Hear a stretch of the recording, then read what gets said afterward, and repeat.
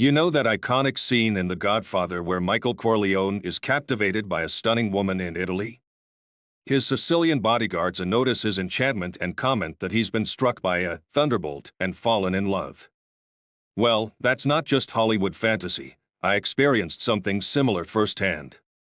At the time, though, I didn't quite grasp what was happening. It happened with my wife. Unfortunately, she never felt that spark when she met me.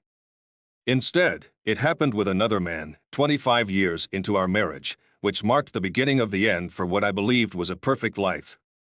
But I'm getting ahead of myself, as I often do when reflecting on my past and how things were meant to turn out, even though they didn't go as planned. Let me start from the beginning and introduce myself. I'm Ethan Carter, but everyone calls me Greg. I'm 50 years old, living in a small Midwestern city about a 2-hour drive from Chicago.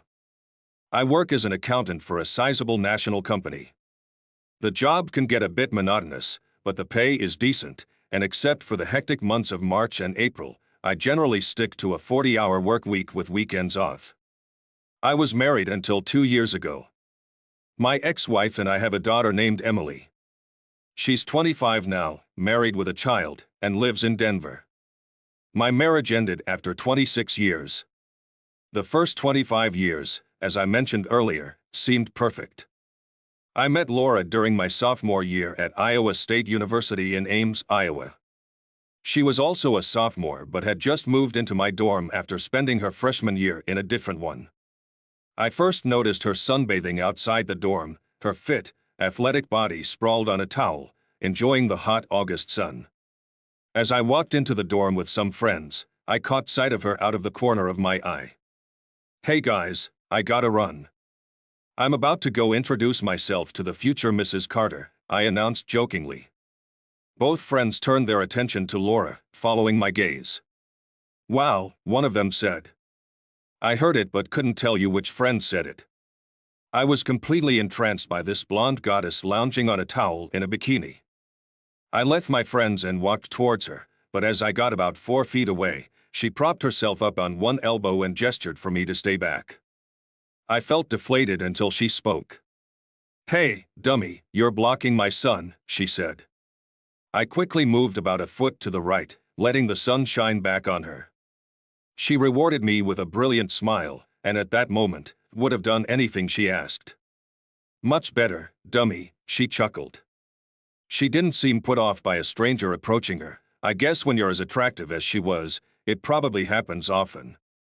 I introduced myself, complimented her on her beauty, and mustered the courage to ask her out on a date for the following Friday. "If I say yes, will you wipe that drool off your chin?" she teased. What? "Oh yes, the drool." "Absolutely." "It's gone now," I stammered, like a guy head over heels in infatuation. "Well, I can tell you're not one of those smooth talkers with a line for every situation, so sure, we can go out on Friday night." I got Laura's phone number, and that Friday evening, we went to a charming little Italian restaurant in Ames. As I sat there, completely enchanted by her, she filled the evening with stories about her life from the age of 3 up to the present. She only paused her chatter when our main course arrived. We seemed to click effortlessly, and within a month, we were spending almost every free moment together. Laura was not just intelligent, having been the valedictorian of her high school, but she also had a playful sense of humor and a quiet confidence. I thought of myself as a decent-looking guy, not a superstar, but fairly athletic. I had earned 7 varsity letters in high school, ranked in the top 5 of my class, and could hold an engaging conversation on various topics. While I wasn't one of those smooth talkers with a line for every situation, I had a fair amount of self-assurance. When I asked Laura out, I knew I was aiming a bit higher than my league. But, as they say, you don't get anything if you don't try, right?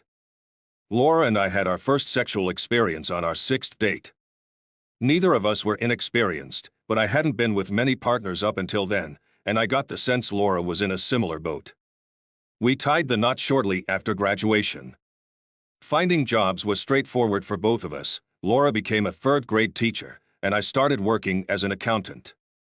Our incomes were steady, and a couple of years later, we bought a house. Almost a year after moving in, we welcomed our only child, a daughter named Emily. Life was good. Our sex life, while not wildly adventurous, was fulfilling for both of us. Like many couples, the frequency of our activities did slow down a bit with age, but even after Emily left for college, we were still quite active, 3 or 4 times a week. Over the years, I occasionally had fleeting concerns about Laura's fidelity, but they were rare. She might mention a young teacher at her school being a bit flirty, but she never gave any hint that she was interested or that anything more was happening. I figured these were just my own insecurities. I mean, I'm not blind. Laura is still attractive, and it's natural for others to notice. I made it clear to Laura from the start of our exclusive relationship that I was fine with her noticing other men, as long as it stayed at just looking.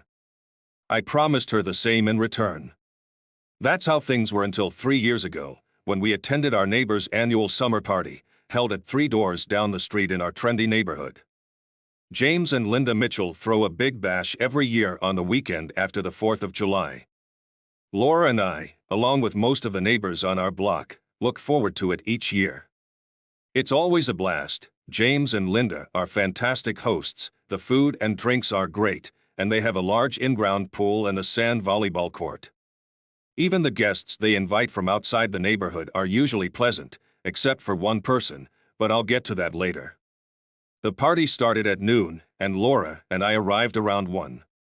I went to the bar to grab a white Zinfandel for Laura and a Michelob for myself, and then we began mingling.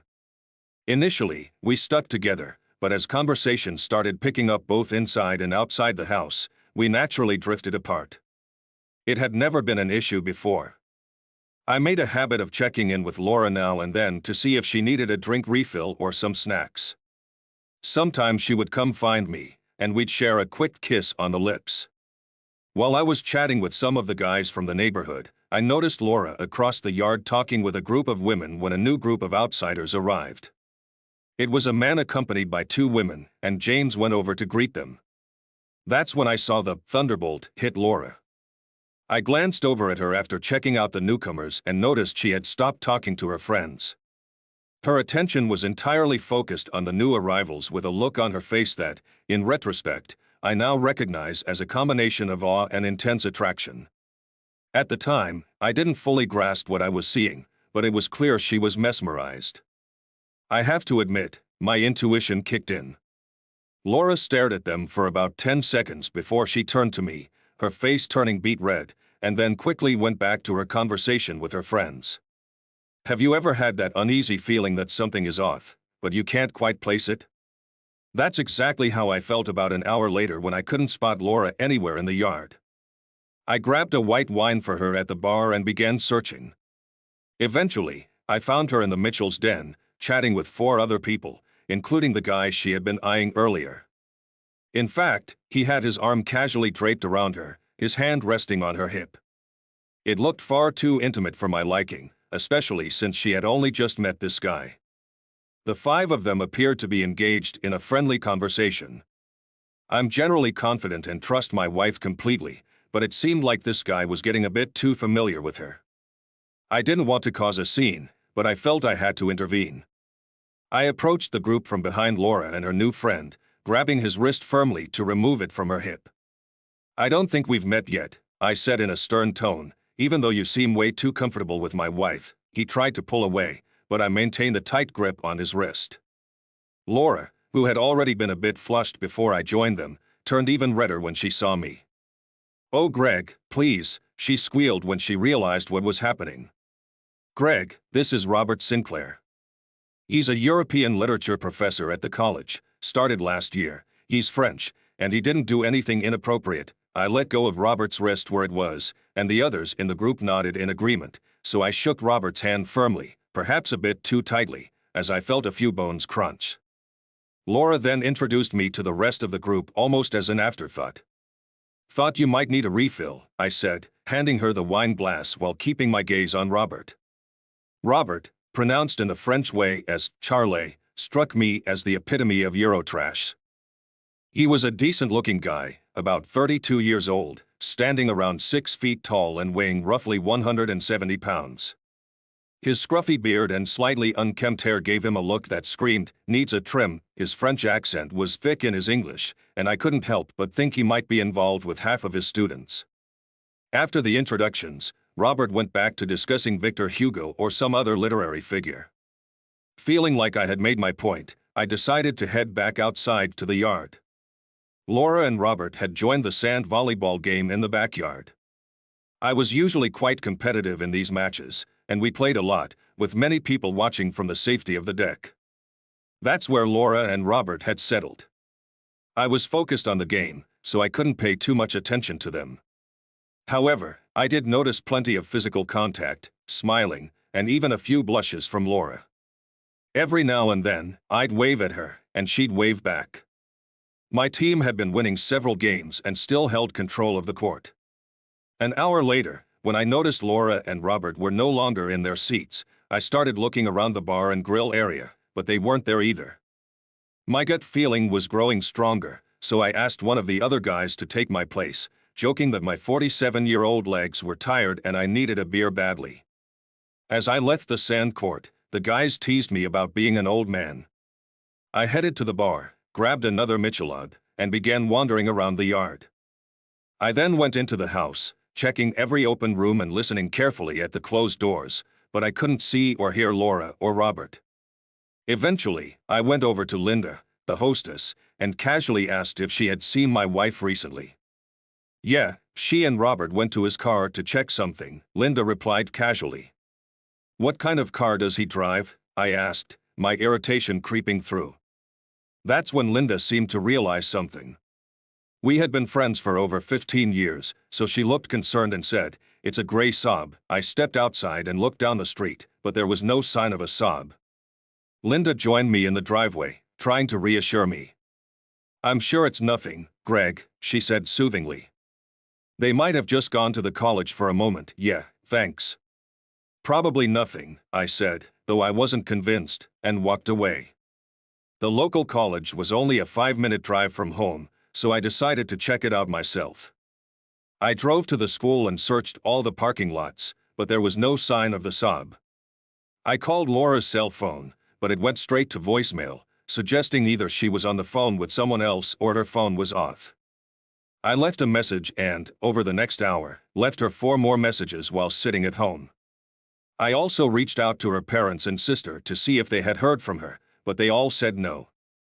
It reminded me of a Sherlock Holmes quote, "Once you eliminate the impossible, whatever remains, no matter how improbable, must be the truth." I sank into my lazy boy chair in the family room and stared blankly at the large, empty screen for hours. I didn't even bother turning on the TV because the images were already playing vividly in my mind, my beautiful wife with that French guy. Seriously, why did we even bother saving France in 2 world wars? Maybe we should have just let the Germans take it. That night, sleep eluded me. I remained in the chair, fixated on the TV that wasn't even on. I half expected Laura to sneak back into the house in the middle of the night, but when that didn't happen, I started to worry that maybe Robert and Laura had been in a car accident. Around 8 a.m., I called the local sheriff's office, introduced myself, and inquired about any accidents from the night before. They told me there were none. I tried calling Laura's phone 4 more times, but each call went unanswered. As noon approached, I heard a car pull into the driveway, followed by the sound of a door shutting. About 45 seconds later, Laura used her key to open the door and walked in. When she saw me sitting in the family room, she quietly took a seat on the sofa across the room.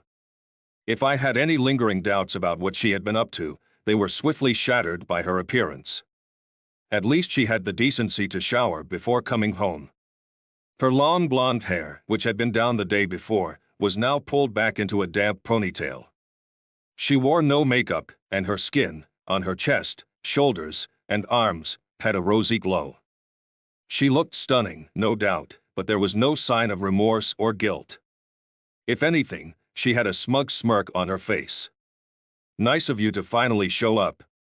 Did you have a good time last night and this morning?" I asked with a sneer. "Well, actually, I did," she replied with a hint of arrogance. That wasn't the response I was expecting. "Listen, Greg," she continued calmly, Have you ever felt an incredible physical and emotional connection with someone from the moment you met them? Something almost electric, amazing, and wonderful? Yeah, I have, I answered immediately. I married that woman. Her calm demeanor shattered at my response. Her composed expression shifted to one of pain and realization. Yesterday, I met my person like that, she said, her voice trembling. I can't explain it. I just have to be with him. I love him just like that. Are you out of your mind? I shouted. You're throwing away 25 years of marriage for a feeling? Did I mean absolutely nothing to you? I couldn't understand why she was shocked by my outburst. She began sobbing uncontrollably, but I couldn't bring myself to care.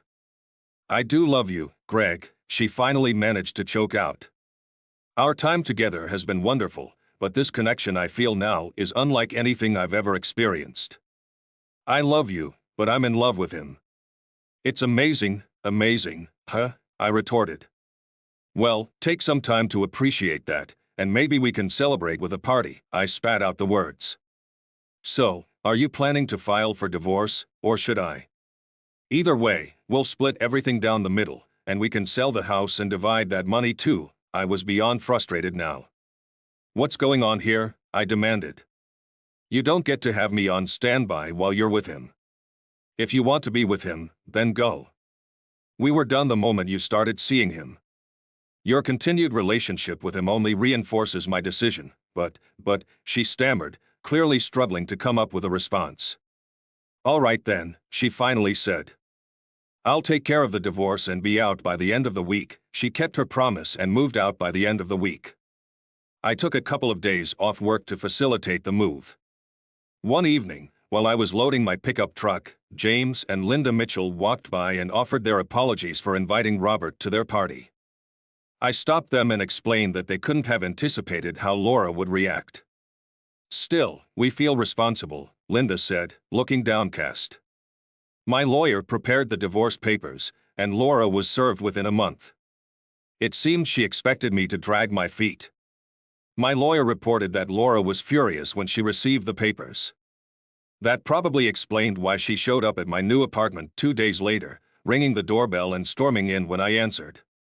How could you do this if you love me? She demanded, as she barged into my space. At first, I was taken aback, but anger quickly took over. Are you seriously not getting it? I shouted back. You're with another guy. What did you expect me to do?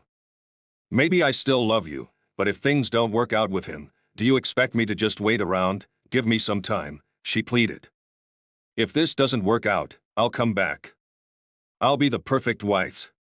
We can still have a future together. You're not seeing the reality, I snapped. I'm not going to be your fallback plan. If things don't work out with him, I'm not just going to wait for you to come back. And if he's truly your dream guy, why wouldn't it work out? Robert is in the middle of a divorce, she said. They're working out the financial details, so, I interrupted, he might be Mr. Right for you, but he might not feel the same way about you. She stumbled over her words before I told her to leave. If you want to continue your affair, you need to go, I said. Or I'll kick you out. Laura and her lawyer tried to delay the divorce proceedings as much as possible. Meanwhile, Robert moved into my former house, taking my place. Update: 4 months later, I was leaving Chez Michel's with a colleague after a business dinner when I saw a sight that stopped me in my tracks. Robert and a visibly pregnant Laura were approaching the restaurant. Laura looked to be about 3 months pregnant. I stood there, stunned, blocking their path. Oh my God, I muttered, my colleague looking puzzled. As we stood face to face, I introduced them with a sarcastic edge. Olivier, meet my ex-wife and her boyfriend, Robert Sinclair. Olivier had the tricky task of staying polite in this awkward situation.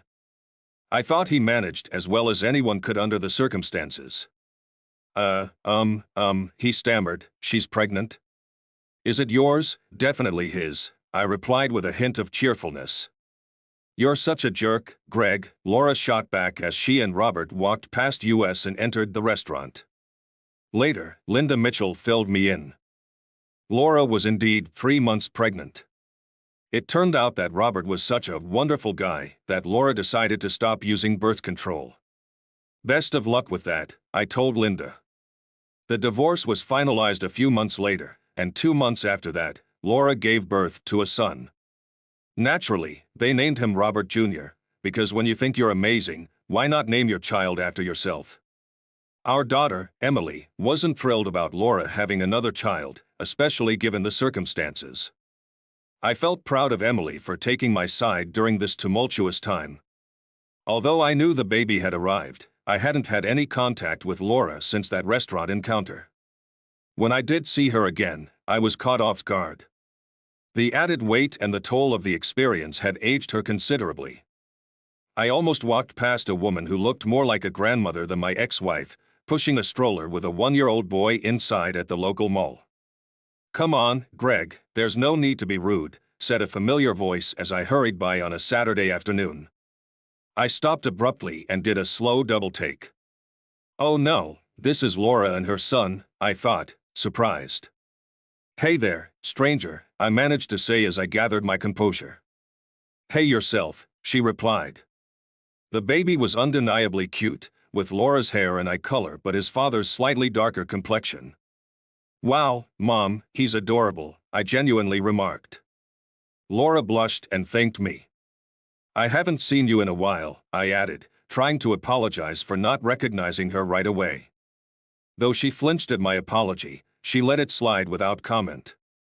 While I found her attractive, she was now over 20 years older than when we first met, and with the baby not being mine, my emotions were under control.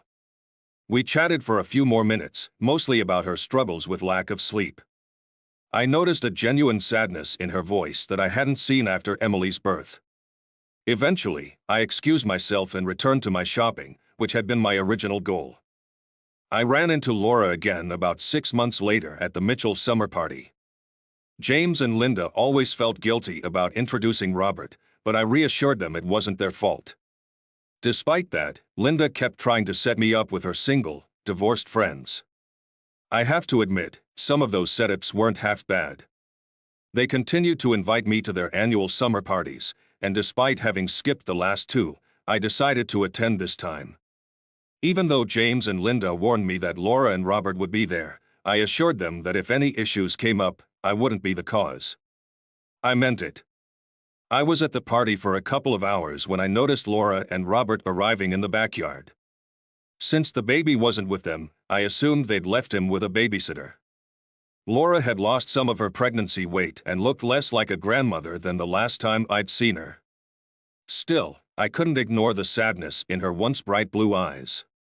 Even when she smiled, there was a void in her gaze. I decided to address the situation head-on.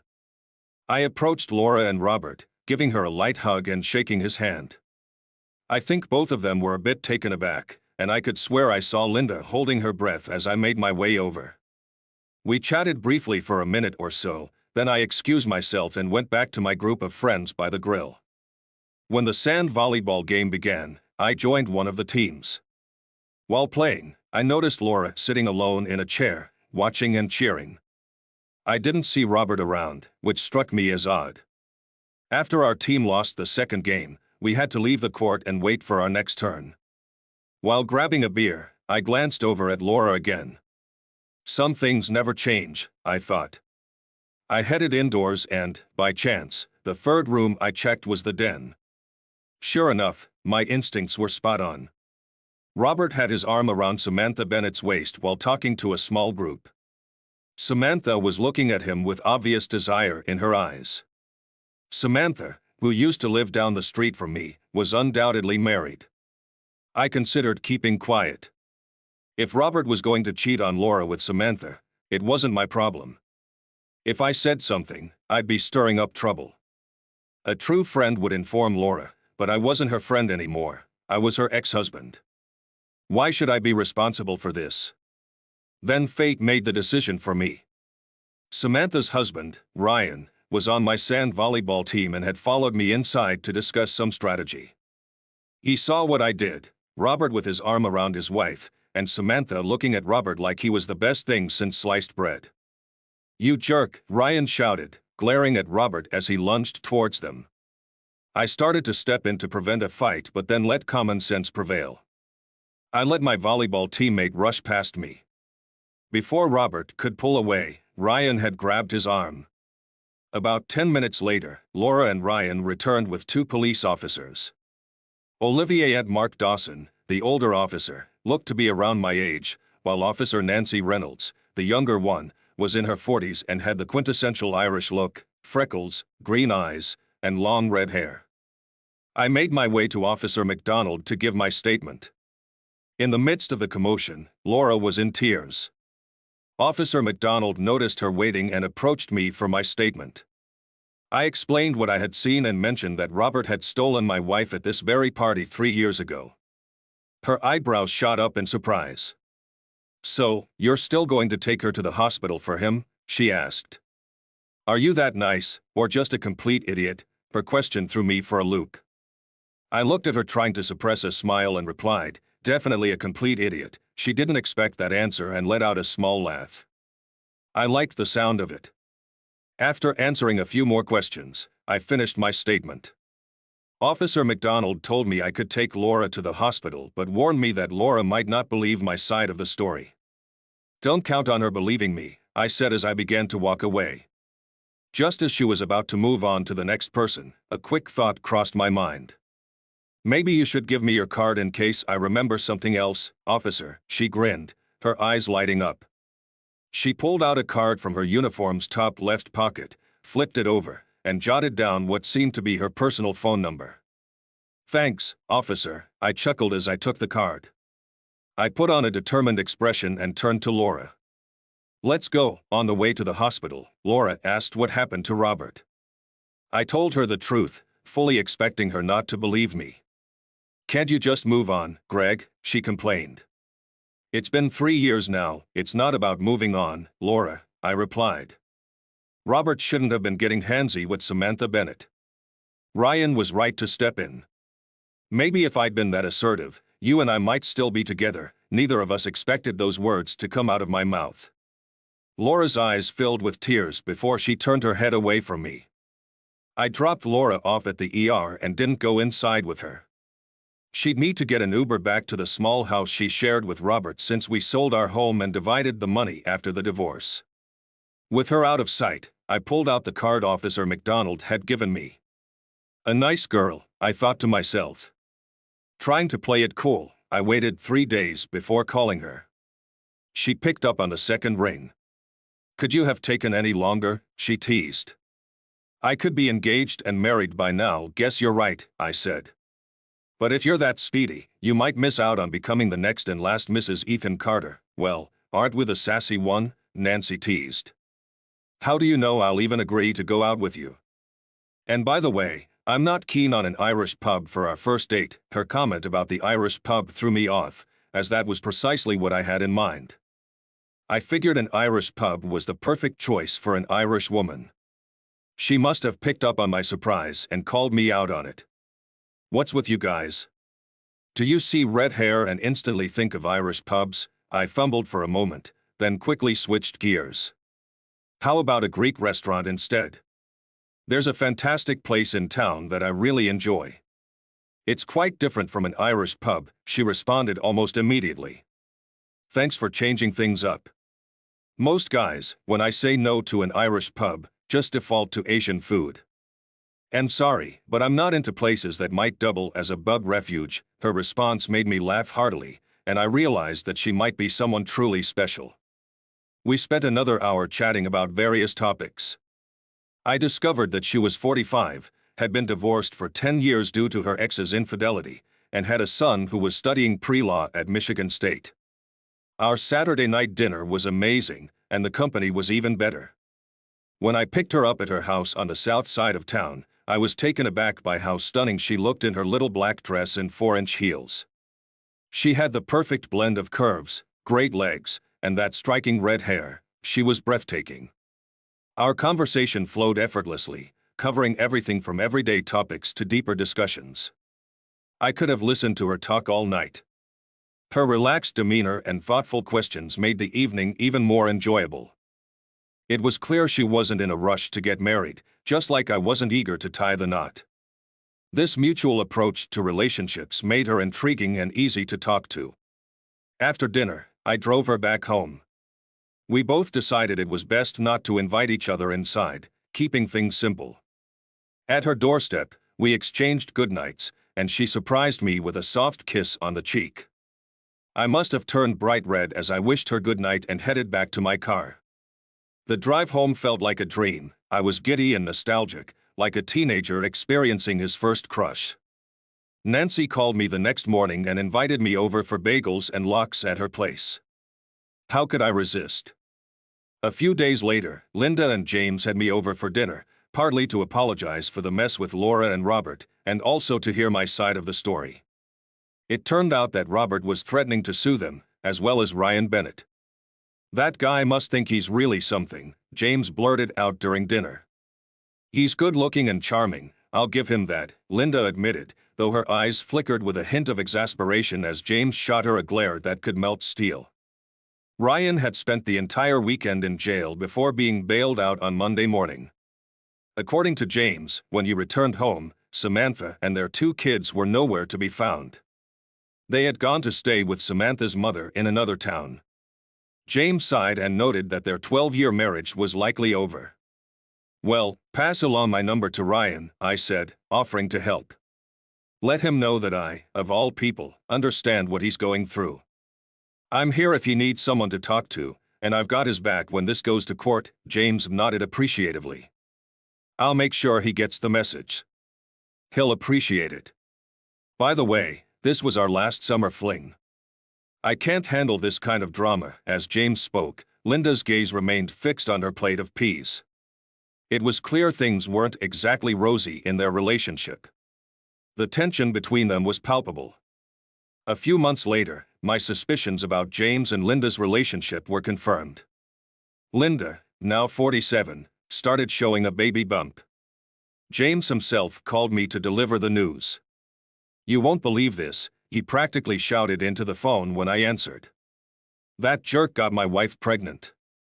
She's been having an affair with him since last year's party." James went on to explain that he hadn't suspected anything until Linda began experiencing morning sickness, just like when she was pregnant with their 2 kids years ago.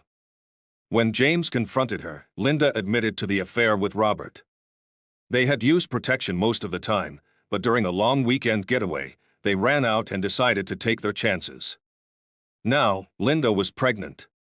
"Can you at least give me a friends and family discount on your lawyer's fees?" James joked dryly, clearly frustrated. Robert and Linda had moved into an apartment near the campus, leaving Laura and her son on their own. James added, "Not my problem anymore." One day, as I was having lunch at a nearby McDonald's, Laura walked up to my table, holding her son's hand. She set her lunch tray down on the table across from me, and the little boy quickly took a seat beside me. "Hi, Laura." "Hi, CJ, I greeted, nodding at the child. The young boy, now around 3 years old, extended his small hand for a handshake. I was taken aback by how mature he was trying to be. I shook his tiny hand firmly. "Hi there, sir," he said in a serious tone. "Hello, Greg," Laura added with a soft smile. "He's growing up fast," I remarked, glancing at her son. "You might end up with a tall one on your hands in the future." Laura's face showed that she appreciated my attempt to be civil, but it was clear something was troubling her. Her expression suggested she was on the verge of saying something but was holding back.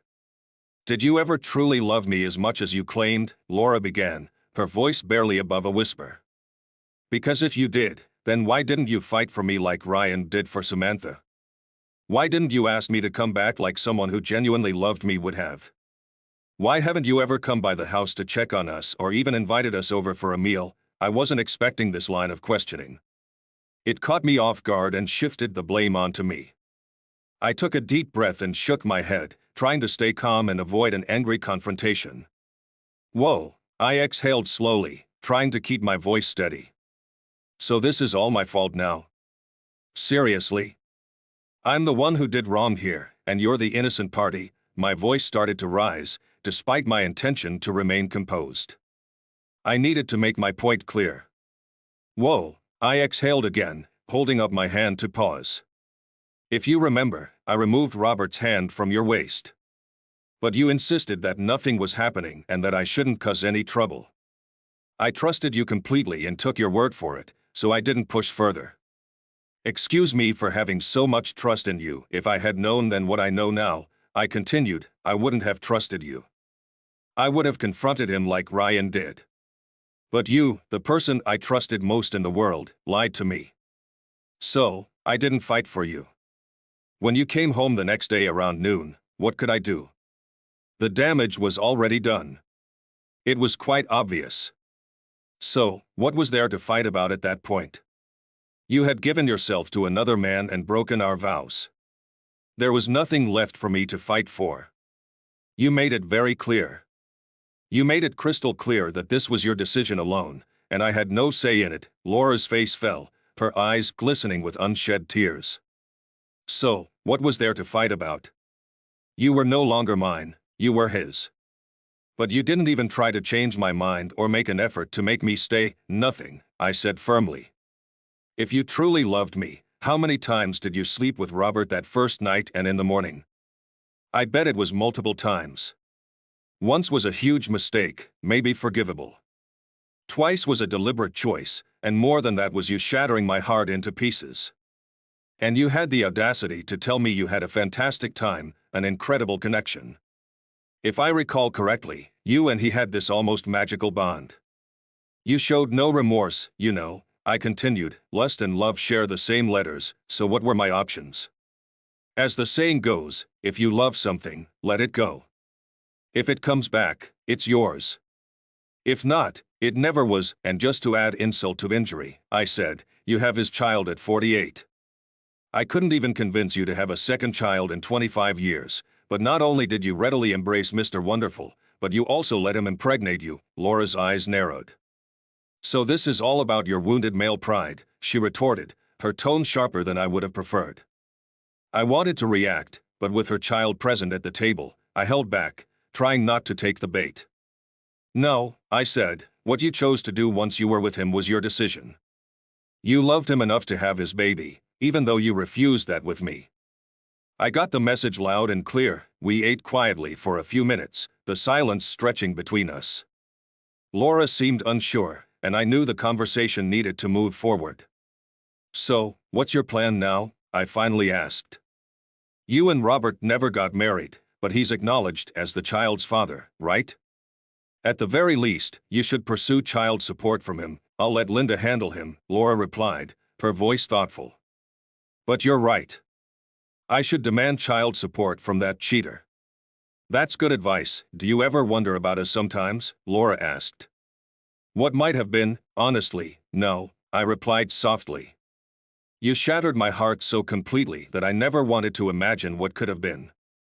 There are some wonderful memories from our past that I'll always cherish, but that chapter is closed, and there's no going back. As we continued eating, I watched the young boy playing with his fries. It reminded me of our daughter, Emily, when she was that age. He seems like a good kid, I remarked. I'm glad something positive came out of that relationship, even though we started with that intense connection, Laura said, her voice faltering. In the end, we never truly bonded the way you and I did. Our early days were passionate, I won't deny that, but we never grew together as a couple. Love couldn't replace the initial desire. When that passion faded, it seemed to dawn on her then, an epiphany of sorts. She shook her head, a hint of sadness in her eyes, as tears began to form. I traded the warmth and security of love for the fleeting spark of lust, she said quietly. Just like lightning, it had its brilliant moment before disappearing. I thought about how things had turned out for me. My wife and I recently celebrated our 10th wedding anniversary with a trip to an unexpected destination, Spain. I had jokingly suggested visiting her homeland, but after she playfully hit me hard enough to leave a mark, we opted for a warmer and spicier location. Our relationship can be described as warmer and spicier, too. We have a few more years left before retiring from the cybersecurity firm we co-founded. Since my shift from engineering and her exit from the police force to start the company, things have gone remarkably well. We're nearly inseparable, both in business and in our personal lives, yet the magic hasn't faded. It might sound cliché, but I think I fall for her a bit more each day. Between the two of us, We now have 5 grandchildren. Despite one branch of the family residing in Denver, Colorado, and the other in Houston, Texas, we manage to see them regularly. I occasionally bump into Laura around town, but our conversations rarely exceed a few sentences. She's busy being a mom to CJ, who's around 13 now. To my knowledge, she hasn't remarried and seldom dates. My daughter, who occasionally talks to her, shares this. It appears Mr. Wonderful had to be coerced into paying child support consistently, even facing legal intervention. Her life seems somewhat bleak, lacking many luxuries. But everyone makes their choices and has to live with the consequences. I won't apologize for moving on with my life.